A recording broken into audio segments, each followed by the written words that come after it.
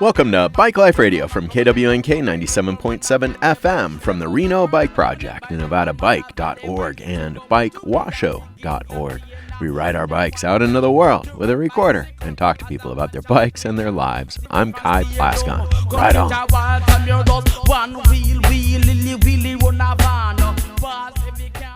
This is Kai Plascon, KWNK 97.7 FM, and we're in Nevada City, and I don't even know what street we're on, and I don't even know where we are or who we're talking to. You can leave your music on. It's good for the background. Okay. Yeah, and your customers. And so, where are we? We're in Nevada City, California, and this is Commercial Street. Commercial So Street. it's one street off from the main street, which is Broad Street. All right. And yeah, it's a gold rush town, and our little section is, closed on the weekends. Yeah, it's like one block, right? It's one block, yeah. Yeah, what's your name? Kaya Rios. All right, and what's your business? I run this children's store, and it's a lot of local products and natural kids and baby things, like old-fashioned toys and wooden toys from Germany, and hard to find stuff. So, yeah. And when, were you here when the street was closed? So let's see. I moved in 2018, and I think it was closed. I want to say it was closed, but not like the city closed it. There was like some work that needed to be done. And then they revamped the street. They widened all the sidewalks, and then in that, they decided to close it only on weekends. Huh. And how has that worked for you? As a business owner? Yeah. Parents enjoy it because they have kids running out the door, and they like that, there's no traffic going by, so you have a minute to catch them. We have a nice, three bars on this street, so that might be a good reason too, like on the weekends to close it, A couple restaurants, and the restaurants that have people seated outside, I think it's really nice for that. Has it impacted your business in terms of traffic, though? Like, since the cars don't have a place to park, are they not coming in as much or anything? So I have only grown in numbers, so I feel that pretty, if I did have an argument, it would have been before it happened. Oh. So it's worked out good for me. I also feel like, the tourists enjoy like not having the through traffic. So if they're here, then I'm doing good. Right? Yeah. Any other thoughts? Like, have you heard from other people or other businesses, and what have you heard? Well, our neighboring town, Grass Valley, closed off their whole main street. Oh. They made it all pedestrian only, cobblestoned it and everything. Like it's permanent. No one's going to be driving down it. So I think for people who are doing antiques or things where people often stopped and wanted to pick stuff up, that's not as easy. For this street, I feel like it works fine. I feel sorry for UPS and FedEx because, when it's not through traffic, they have to walk a long ways to deliver to all of our businesses, including a lot of kegs, heavy stuff, from the two bars that are down from me. Yeah. Huh. All right. But I think it's been good. Yeah? All right. Great. Good. Thank you very much. Say your name and your business again. Okay. Kaya Rios, and I have Kaya's Naturals. A toy store. Yeah, a toy store. Childhood treasures. Excellent. Mm-hmm. All right. I'm going to go to Grass Valley next and go check that out. Yeah, it's a beautiful street. They did an amazing job. Kind of kept to the Gold Rush, era theme, and it's really pretty. And people are out there, People play music out there, and they hang out with kids, and kids ride scooters, and it's a good feeling, I'm going to go there right now. Yeah. How long a ride is it from here if I'm going to either drive or ride, Well, I think it's only 7 miles, so you could ride. I'm not sure the best route. You can't ride on the highway, so you have to go the back roads through Pine Street. All right, I'll do it. Thank you so much. I'm Kai. Kai, nice to meet you. Good to meet you too. Wait, you're an avid bike rider? Yeah, we're bike advocacy. Out of Reno. So I'm with the Nevada Bicycle Coalition and Truckee Meadows Bicycle Alliance. Okay. And then this is KWNK 97.7 FM that's owned and operated by the Reno Bike Project, which is a nonprofit bike shop in Reno that takes old bikes and fixes them up and sells them for cheap, and then also takes parts off of them, and then you can get them for like 25 cents, like whatever part you need for your bike. and they have public workstations. We need something like that in this town. You do? Wow. We need someone to do a Trails Alliance kind of, like, so people can ride, because it's not very far, but to connect the two little sister towns, you know, through the back ways and a safe route, because Highway 49, you can't ride a bike, so I didn't think about the bicyclists or the walkers, you know. Yeah. Yeah, a lot of people do mountain bike. You probably saw, like... Yeah, I saw tons of mountain bikers, yeah. There's a lot of great mountain bike trails, but not town riding isn't that good. Huh, all right. Well, I'll go check it out. Thank you again. Hiya, right? Yep. This is KWNK 97.7 FM Bike Life Radio. I'm Kai Plascon, and we're at Tour of Nevada City Bike Shop in Nevada City, of course. And we're talking to who? Aaron. And are you a mechanic here, or what's your service manager? Service manager. Yeah. Excellent. And so you have a lot of mountain bikes, so you mainly appear to be focused on mountain and trail and things of that sort, but you we do also everything. Yeah, so just because we don't have the road bikes necessarily showing in store, it doesn't mean that we don't have them and can't get them and don't work on them. Yeah. So what would you say is the state of, I guess, your road network? I think you have a pretty good trail network. The trail scene is great here. It's constantly improving.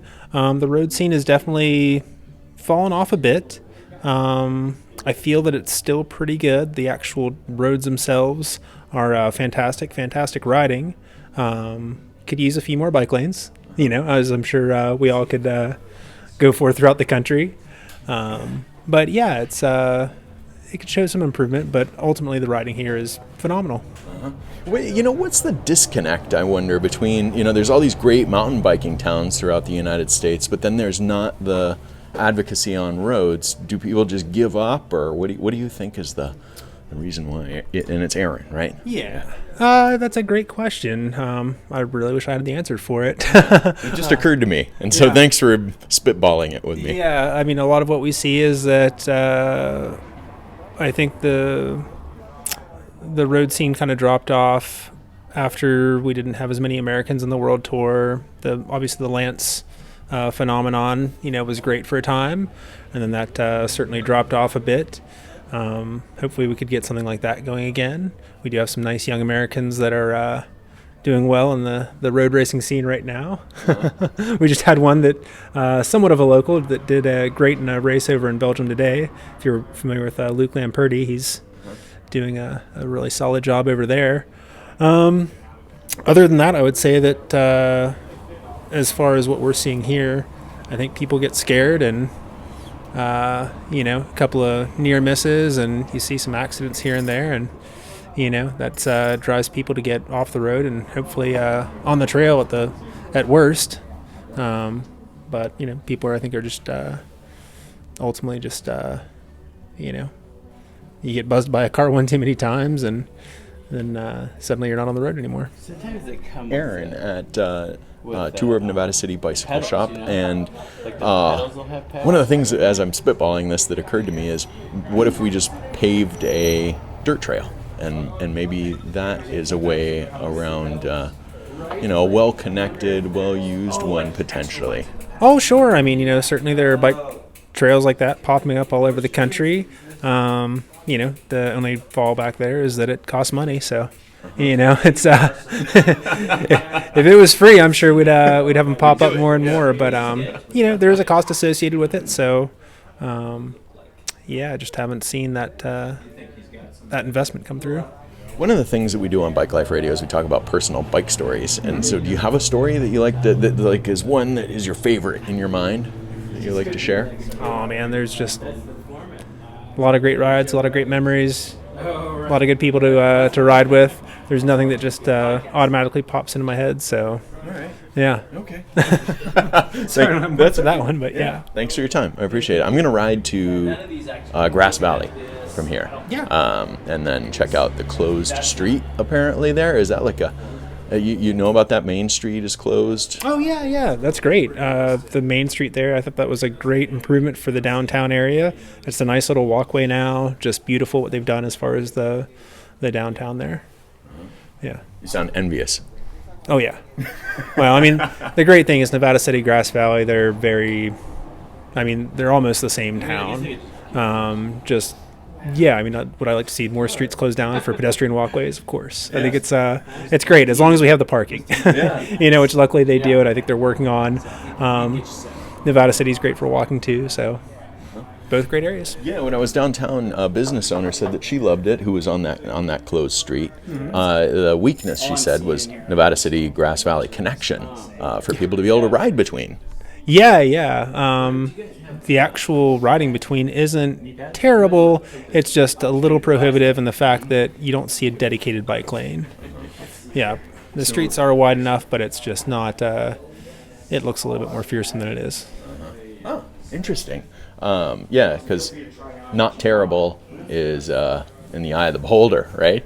Exactly. Yeah. People who are like, I drive my car down this at 80 miles an hour probably think it's terrible for bike riding. And people who are used to dealing with 80 mile an hour drivers on roads don't think it's as terrible, maybe. Yeah, exactly. Yep. All right. Well, the lady downtown also said that advocacy in the area, like road type advocacy, is lacking here. Is that I mean, she wasn't a cyclist; she was just a business. No, I'd say she's correct in that. Yeah. I think a lot of our advocacy goes towards the trails. Like I said, road biking has dropped off. I think that a big part of that, once again, is just it's easy enough to get on a different bike and go enjoy it in a different fashion. So yeah. Do you think that e-bikes will slow down road advocacy in terms of safety for cyclists? Because people are moving faster on their e-bikes or anything? No, because if you look at how e-bikes are actually classed, they do have speed limits. So I don't see e-bikes as doing anything but kind of growing the cycling population. It just allows people another vehicle for getting out and enjoying themselves. And certainly, as long as you're a responsible user, just like a regular bike, then they're a great thing. I was thinking that maybe e-bike users feel like they're not as slow, and so they're not as vulnerable potentially because they're moving faster, like traffic or something, or more maneuverable potentially or something. I don't know. Oh, I don't know that perception. Me neither. Yeah. No, I actually had a customer that was concerned that when he got an e-bike, it was too fast, and that he was more fearful of car doors opening. Yeah. But I think it's just another avenue for, once again, people to get out and just enjoy themselves in the outdoors, and I'm for them. I'm probably talking about my own experience. I feel like invincible or something, when I'm on an e-bike. Yeah, definitely. All right. Well, thank you for your time, Aaron, at Brad and Tamsin. Is that right? Yes. Yeah, and we're in Grass Valley, which is just over the hill from Nevada City. Yep. And we're on a closed street, which is this Main Street or what is it? Mill Street. Mill Street. Mill Street, yeah. Right. And we're outside a candy shop and an ice cream shop, and your kids are out here enjoying the beautiful sunny day. Absolutely, yeah. It's really nice to be able to sit down on the street and enjoy the sunshine and get some good treats, after a long hike that we went on. So. Oh, you did? And yeah. You're local? Yes, local. Yeah. And you come to Mill Street, this closed street now, to enjoy yourselves, right? Absolutely, yes. Does the closure of the street make a difference or not really? It definitely makes it more convenient for families to be out here and have a good time. Before, when it was the actual street, it was minimal seating, not a lot of outdoor ambiance. This has made it possible for everyone to come and enjoy it from morning to night with the lights that are here now and the seating outside. And it definitely has made it a little more family-friendly environment. Neat. Yeah. Excellent. It's good to hear that locals come down. Tamsin, I see you nodding your head. What do you think? I think the best part from my perspective is that the kids can kind of run and play a little bit more than they could before. Before it was like just narrow sidewalks and you had to make sure they're holding your hand because there were always cars coming in and out. But the thing that I also love is that the restaurants have more space. So usually like Sergio's has tables all out here. So it creates more space for all of the restaurants, which are typically pretty small, to be able to serve more customers too. Yeah, I think I saw your kids earlier like standing on the planter, and I'm always thinking about what would happen if there were cars, and I'm like, they would fall into the street and get hit. I have kids too, so obviously you can tell that I'm thinking about that and possibly a parent. So do you guys want to tell me what you think of you do? Excellent. I see a hand raised. I was a teacher too. So what's your name, young man? Lucas. Lucas, and do you remember when cars used to come up and down the street? Were you old enough or young enough or whatever? You do? Yeah, it was probably like 2 years ago, like right before COVID, and then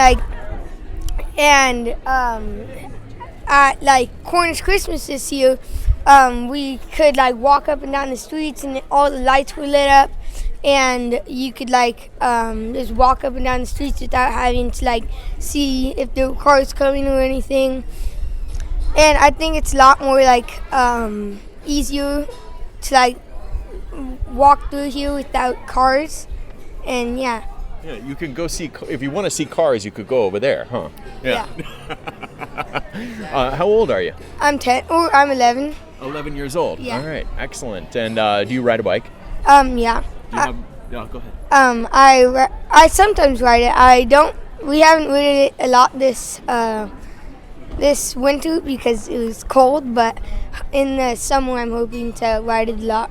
All right. Do you have a bike story, like a favorite bike story? Like when I was a kid and I grew up in the country, and the first time I ever rode my bike, and my parents let go at the top of a hill, and I was like, oh my God, and I crashed into like a barbed wire fence. Do you have a story that you like to tell about bike riding? Well, we would bike ride like up and down, like I forget what it's called, but there's like a road here and then there's like a bike trail here, and we would ride like up and down that, and it was the 5 Mile House, and you'd ride up 5 miles and then back down 5 miles, and That's you could a long way. yeah. Yeah. And then you could and it would be 10 miles, but on the way down it only felt like 2 miles because you're just going down super fast. So you had a really good time on that ride, huh? Yeah. All right. Are these your brothers here? Yeah. You have a bike story you want to share? I don't really know one. Mine was probably the same as his. All right. What's your name? Judah. Judah? All right. Do you have any thoughts on this road or anything that you want to share? If you don't, it's okay. Sure. You do? All right. Yeah. I think it's pretty cool because like now there's like a lot more room, and there's like it used to be like super crowded in, and people wouldn't be able to like walk in the middle, and now it seems like it's more like easy to walk through and stuff. Yeah. Do you feel safer? Yeah. You do. All right. Yeah, that's a big one is safety, right? Yeah. What would you say if they were like, yeah, the businesses want more parking and they miss the cars? What would you say to them? I would say like that would be bad because there's like a lot more room, and I'm pretty sure like everyone else likes it too, and. Neat. All right. I think it's a catch. Hold on 1 minute. Tamsin has something she wants to add. Here, go ahead. I think it's a catch-22 because I know some of the local shops, it's a little bit more difficult getting goods in to be able to prepare food and everything. But they put up those bars at the end that are raising and lowering now. So before hours or after hours, they can have deliveries, which that's made it more convenient for the local shop owners. And the ones who serve food and have more space to serve customers are okay with it. It's the ones that it hasn't really served them well. But there's like items being sold on the street side now too, which they didn't used to do. So I think it has its pros and cons, but I'm also a physical therapist, and I have patients who complain that it's harder to access because they can't park on the street, but I don't know. As a physical therapist, you're probably like, well, park and then walk. Walking is good physical therapy potentially. Yeah. Do you think that or Totally. say that? And you do. It's safer for them to move because the street is obviously well maintained. There's no potholes. There's no tripping hazards. This would be a great place for them to just come walk for exercise anyway. So. Interesting. And then as a physical therapist, you probably also have clients that may have ADA accessibility issues too, right? Yeah. So how is it working for that? You know, they've put in a couple spots at the end down there that are for handicap accessibility. I do think that that's, the difficulty of a old town is that it's not always handicap accessible. So if they could figure out a solution for that, I don't know if they could put any more on that end. Maybe that would be helpful. More ramps, ADA ramps or something like that? Just a better place for them to park a little bit closer. But I'm not sure what the solution is for that. I haven't heard anything. So have you heard that some of your clients have to walk like a mile or something, or what are you No, hearing? it's just that, the pathways to get up or down are a little steeper than they probably should be. So, yeah. That's hard. Yeah. All right, thank you. There's one other young man here who has not spoken yet. Would you like to talk about this street? Sure. Yeah? All right, what's your name? Broden. What did it say it again? Broden. Broden. And well, what do you think of the street? I think that it's probably like a lot more safer than just having cars drive through, because there's more room for, like, if you want to meet up with some friends, you can definitely like run around and play more games than having always having cars just passing through and you having to get over on the sidewalk. It's more like a park, huh? Yeah. So do you call your friends and you're like, hey, let's go to Mill Street? Not really. No. We usually just see friends. Oh, you do? Yeah. Not at Mill Street, where you do see them at Mill Street. We either see them at like a dinner place or like Lazy Dog. Oh, that's kind of cool. So maybe your parents are like, hey, let's go to Mill Street, and then you're like, yeah, because you're probably running into some friends, maybe? Maybe. Maybe, yeah. Whereas before, if they said, let's go to Mill Street, you'd be like, nah, it's lame. Yeah. All right, thank you very much. Oh, do you have a bike story that you want to share?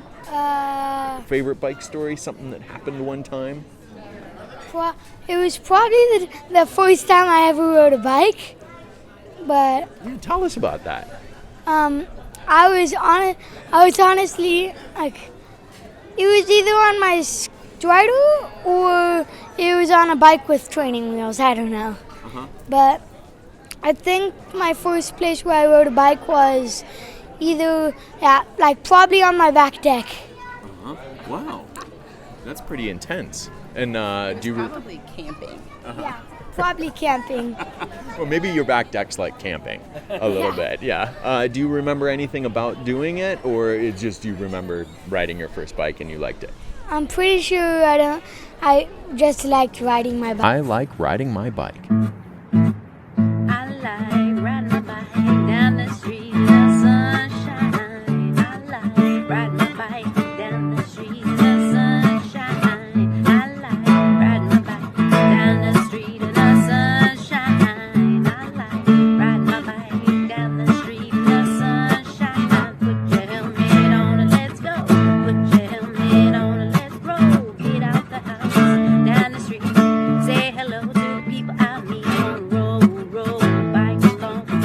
And as I'm rolling, singing this song, I'm on the road, bike along.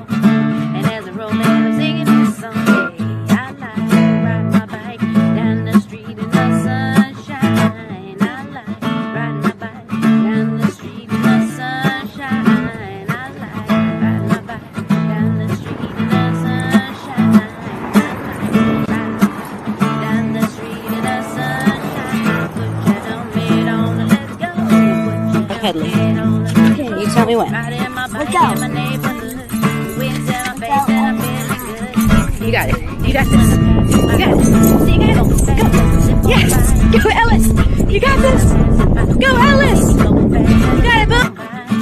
I like riding my bike. Hey. Oh, oh, oh, I like. Hey. When I'm riding on my bike, feeling good, good. When I'm riding on my bike, feeling good. When I'm riding on my bike, feeling good, good.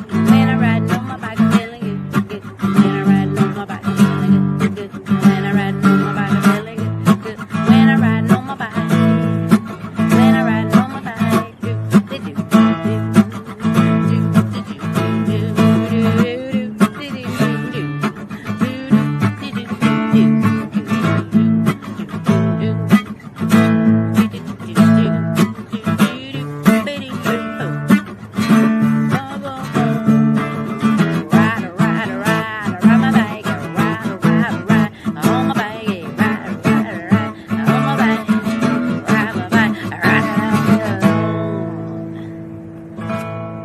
ride my bike all day long until